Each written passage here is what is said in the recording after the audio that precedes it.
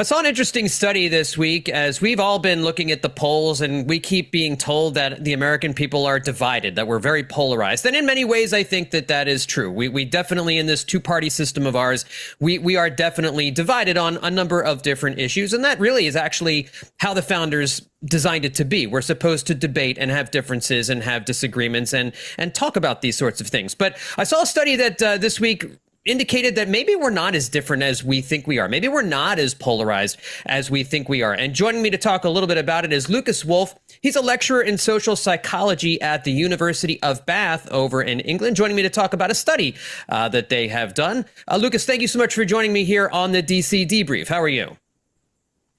Good. Yeah, thank you for having me. Very happy to talk about the research we've done.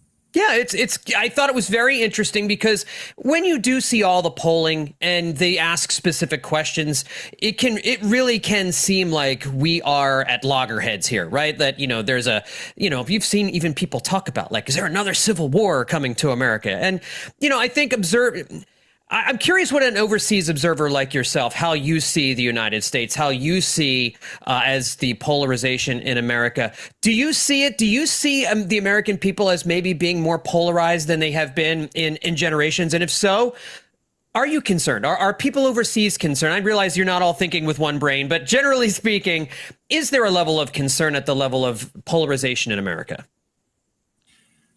Yeah, very good question. And actually that polarization you mentioned is one of the reasons we've gotten into this in the first place.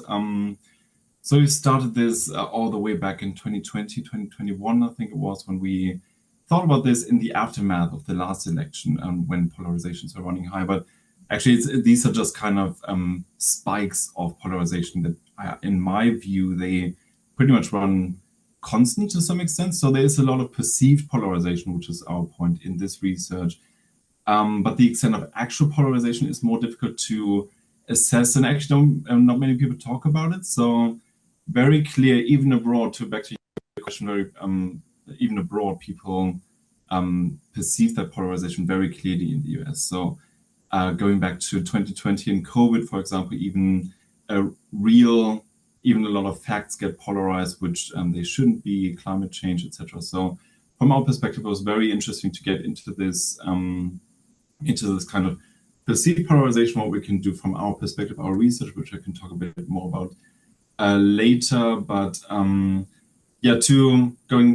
back to previous data that was, I think, published in 2015, the perceived polarization is really increasing. So you can see that over the decades from, I think they look at the 1970s to the 2010s, so not more recent data than that, but up to the 2010s. And you can see that line going up quite clearly over the years. But they've also looked at actual polarization. So in terms of how much do we think the other group is different, that is clearly going up. But the actual polarization, what do we find important? What are our attitudes to our opinions on abortion, on gun control, these kind of really clearly divisive issues, that isn't going up so much.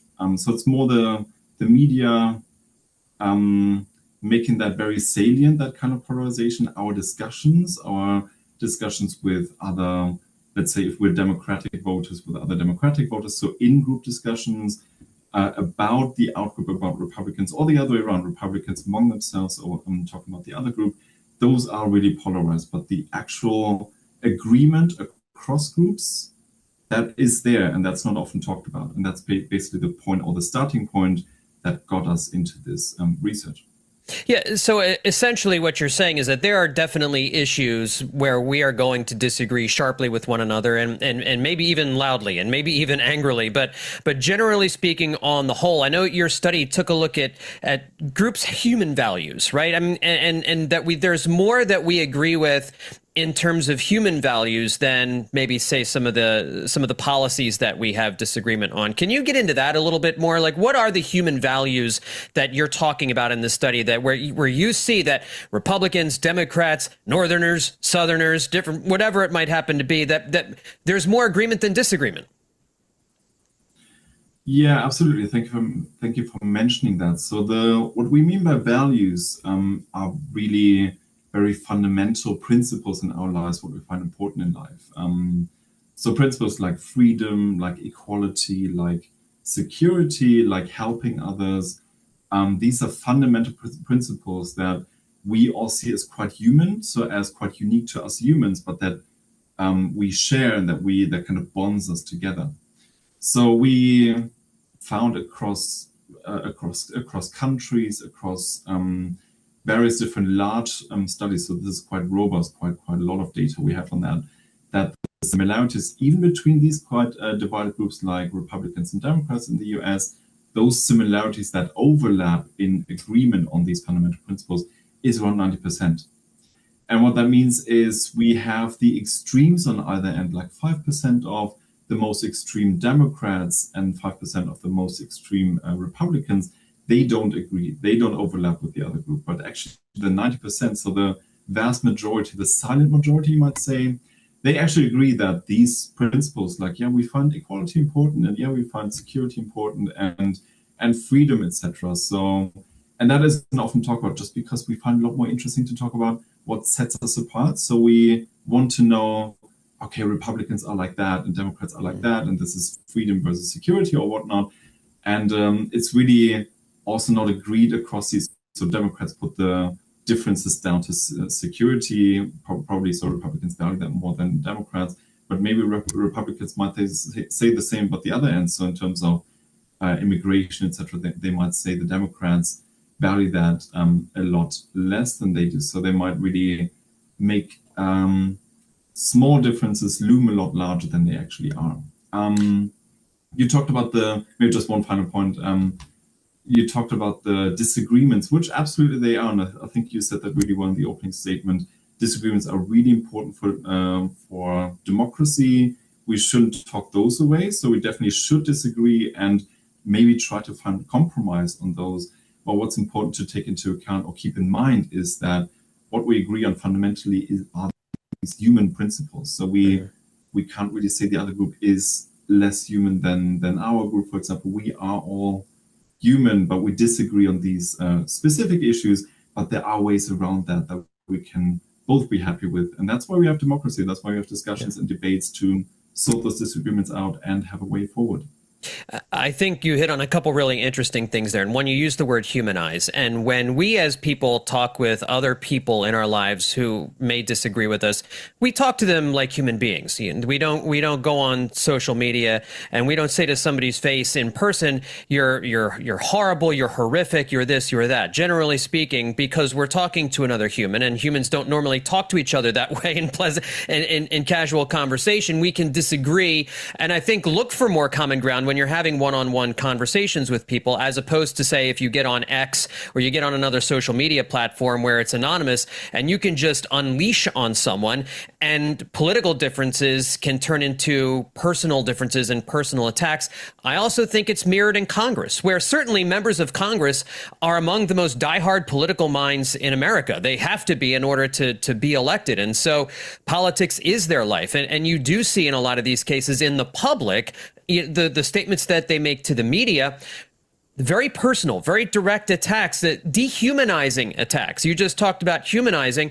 They use dehumanizing attacks. We hear it. We've been hearing it a lot, especially over maybe the last 12 years or so, where with people you disagree with, making the hacks dehumanizing. People who believe in something different than you is less human than you are. Do you get a sense that our political leaders, Congress, people who have been president, running for president, and so forth, are they adding to the perception that we're more polarized than maybe we really are? Great question. Yeah, I fully agree with that. Just because we have data, the distinction we should make really clear is that we're talking about the voters. We're talking about the supporters of the parties, and they share a lot of these fundamental principles. They agree on these fundamental principles. But I don't have any US-based data on that. But in the UK, we've seen that. So the voters agree and are a lot more moderate in their views on a lot of these political issues even. So not just on values, but even on central issues, they agree quite often. But what sets the groups apart are the leaders, the political leaders, the Republican, Democrat, party members in Congress, as you mentioned, for example. And they are a lot more extreme, and they pander to their separate groups, etc. So I would fully agree. These are quite, I don't have data, as I said, on that, but I would fully agree. They seem a lot more extreme, and the extreme voices are channeled a lot more through the media. So that is what reaches us, and that drives the groups apart. And I think you made another good point that on social media, we tend to get more into these cross-group discussions, but in real life, we don't. And actually, if we did get more chance to talk to people from the other group, we might see more often that actually they are quite human. You would humanize them more, and you would get out of that perception that they're quite unhuman, they're dehumanized. So there would be, and there's research on that quite recently as well, actually by Wald et al. 2024. So actually published this year, that our expectations about talking to another group, so Republicans talking to a Democrat or the other way around, are a lot more negative than the real discussions. And when we get to those discussions,